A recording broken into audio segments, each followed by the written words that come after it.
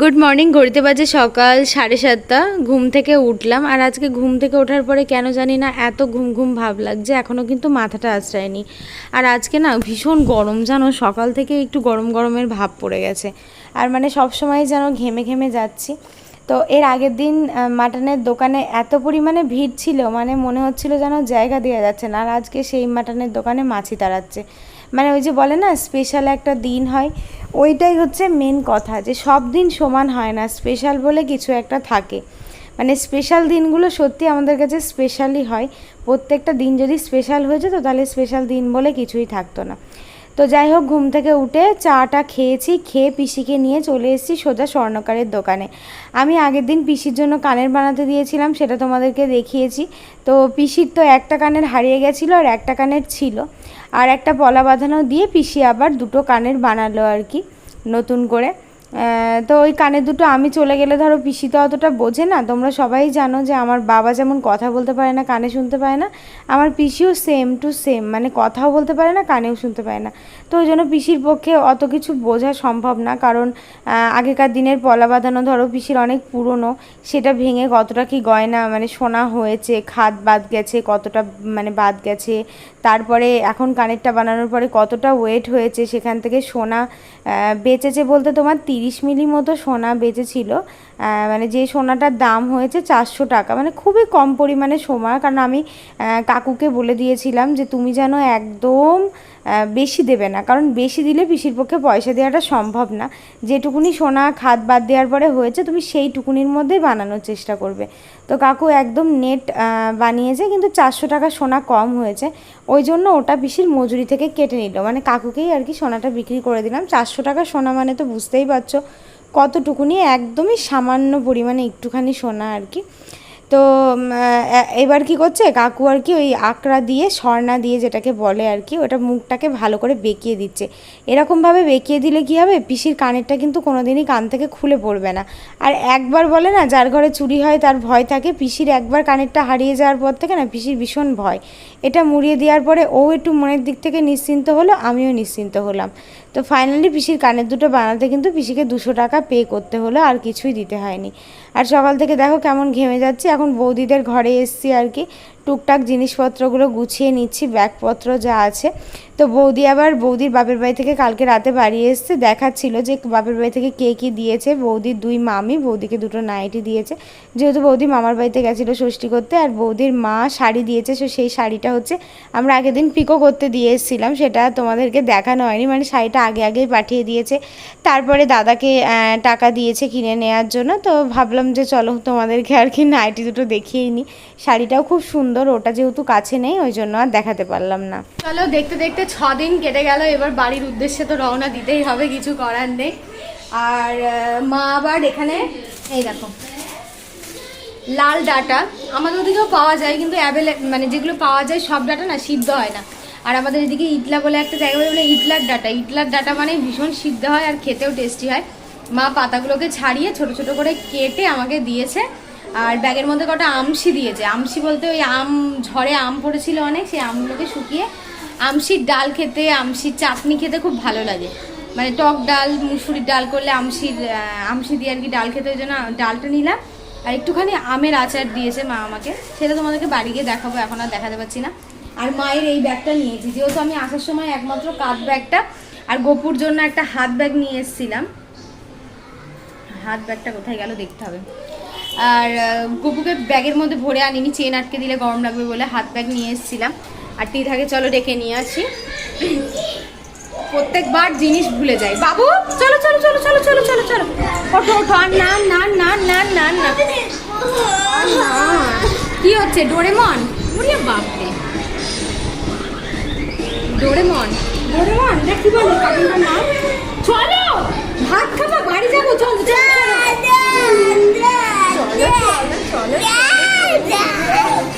চলো চলো চলো চলো চলে আসো তাড়াতাড়ি। আমি জামা পরে রেডি হয়ে নিলাম, চলো ড্রেস পরে রেডি হয়ে নি। আর গরমও লাগছে খুব, এই সকালের দিকে তাও ঘরগুলো একটু ভালোই থাকে, একটু ঠান্ডা ঠান্ডাই থাকে, তারপরে আবার বেলা হয়ে যায়। আর আমি না এবার এসেছি এই একটা কুর্তি পরে এসেছি, ওই জন্য তোমরা যখন দেখবে ব্যাগ আমার বয়ে নিয়ে আসতে আর ভালো লাগে না। এবার থেকে ভাবছি এখানে কটা করে কুর্তি আমি রেখে যাব, তাহলে ভালো হবে। হ্যাঁ না না ট্রেন নেই। চলো চলো কাকা চলো, ট্রেন পাবো না, চলো মা আসছি। আজকে বাড়ি থেকে বেরোতে একটু লেট হয়ে গেছিলো, কারণ বাড়ি থেকে বেরোবো সেই টাইমে আমার একটা ফ্রেন্ড আসে, আমার একটু ড্রেস পরতে লেট হয়ে যায়, খেতেও লেট হয়ে যায়। ভেবেছিলাম ট্রেনটা মনে হয় পাবোই না, 10টা 40-এ ট্রেনটা না পেলে আমার কিন্তু যেতে যেতে অনেক লেট হয়ে যেত, মানে প্রায় বিকাল হয়ে যেত বাড়ি যেতে। তো ভাগ্যবশত ট্রেনটা পেয়ে গেছি। আর আজকে তিথা ট্রেনের মধ্যে প্রচুর জ্বালাতন করছে, এতটা বিরক্ত করেছে না আমাকে বলে বোঝাতে পারবো না, মানে ভীষণ জ্বালিয়েছে আজকে ট্রেনের মধ্যে।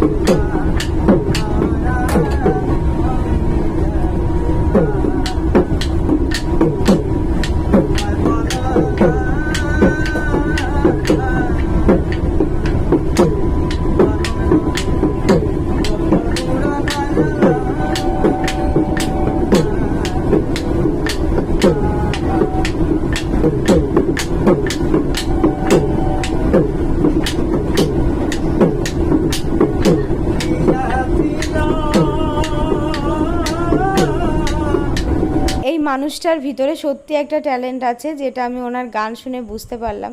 দুঃখের কথা হচ্ছে এত সুন্দর একটা গান গাওয়ার পরেও কেউ দেখো ওনাকে একটু হেল্প করলো না। তো আমি যতটুকুনি পেরেছিলাম আমার সাধ্যমতো দিয়েছিলাম। আমার পাশে বসে থাকা একজন কাকিমা ওনাকে 5টা টাকা দিয়েছিল। তো আমার মনে হয় কিছু কিছু ক্ষেত্রে মানুষ কিন্তু হালকা পাতলা হেল্প করতেই পারে, যাদের প্রয়োজন তাদেরকে, অপ্রয়োজনীয় ব্যক্তিদের কথা বলিনি আর কি। বাড়ি পৌঁছানোর পরে আমার অবস্থা কি বলবো, মানে এত গরম লেগে গেছে, আর এই কদিনে গোটা গায়ে আমার ঘামাচি বেরিয়ে গেছে। তিধা আর আমি বাড়ি এসে আগে দুজন মিলে বাথরুমে ঢুকেছি স্নান করতে, আমি সে ঘর বারান্দা পরে পরিষ্কারভাবে আগে স্নানটা করে নিই।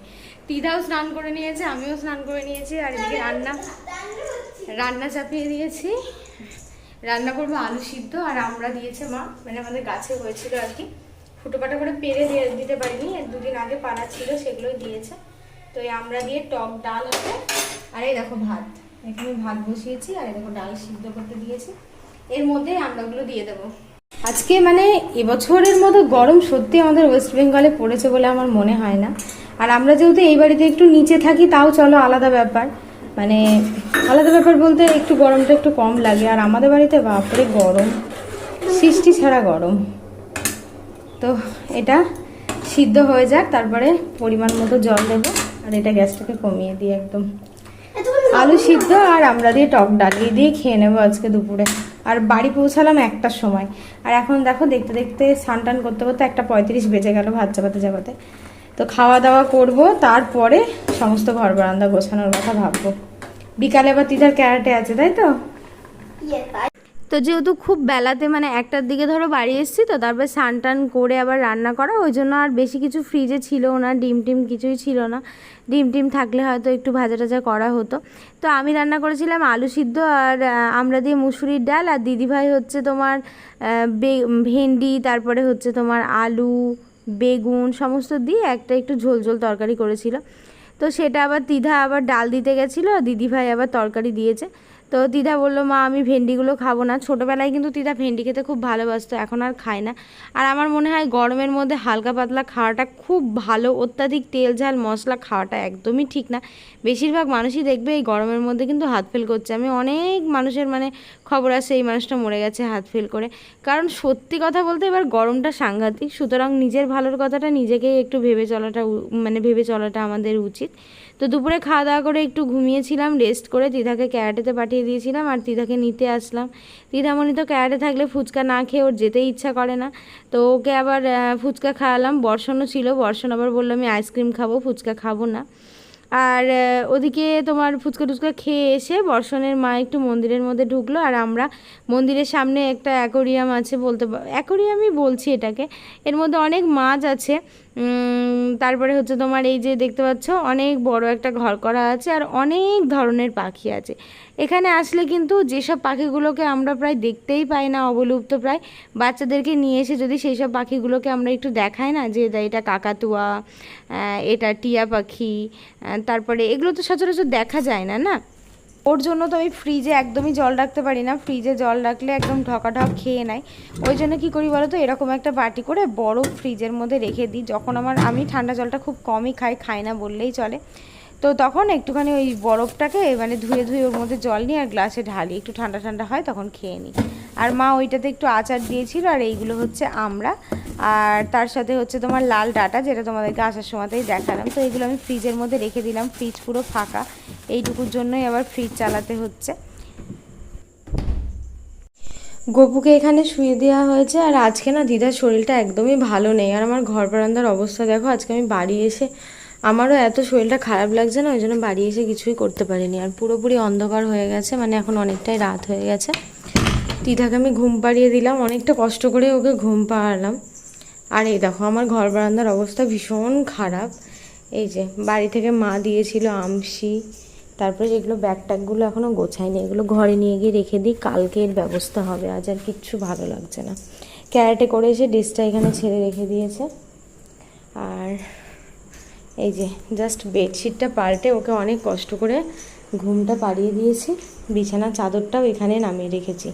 এগুলো সব এক জায়গায় জড়ো করে যত জামা কাপড় আছে সব কালকে কেচে দেবো, আজ আর কিছু পারবো না। আর আমার চাল ফুরিয়ে গেছিলো, চাল ছিল না, এই দেখো। তারপর ফোন করলাম, চাল দিয়ে গেল। করে তুমি যখন কোথাও যাবে দেখবে একরকম খিচে থাকবে, তারপরে এসে কিছু করতে ইচ্ছা করে না। জানলাতে ওই দেখো সব জিনিসপত্র, আলনার কাপড় চোপড়গুলো ঠিকঠাক করে গোছানো নেই। একটু পড়তে বসেছিল দিদা, এখানে বইপত্রগুলো রেখেছে, সাজের জিনিসগুলো পরপর সব জানলায় ছিটানো। এগুলো আজকে যেমন আছে আমার আর কিচ্ছু ভালো লাগছে না, আমি এখন একটু ঘুমাবো। আর ওখানে গিয়ে যেহেতু আমার গোটা গায়ে ঘামাচি বেরিয়ে গেছিলো না, মানে পুরো মনে হচ্ছে জ্বালা করছে। এখন ভাবছি স্নান করবো, স্নান বলতে মাথাটা ভেজাবো না, গাটা ধুবো, তারপরে একটুখানি ঘুমাবো। মানে শরীরের মধ্যে মনে হচ্ছে যেন মানে অনেক ক্লান্তি, কেন জানি না আজকে শরীরটা এত দুর্বল লাগছে, এরকম কিন্তু লাগে না আমার, আজকে লাগছে কেন। যাই হোক, আজকে ব্লগটা এখানে শেষ করছি। সবাই খুব ভালো থেকো, সুস্থ থেকো, সাবধানে থেকো। নেক্সট একটা ভিডিওতে দেখা হবে আবার।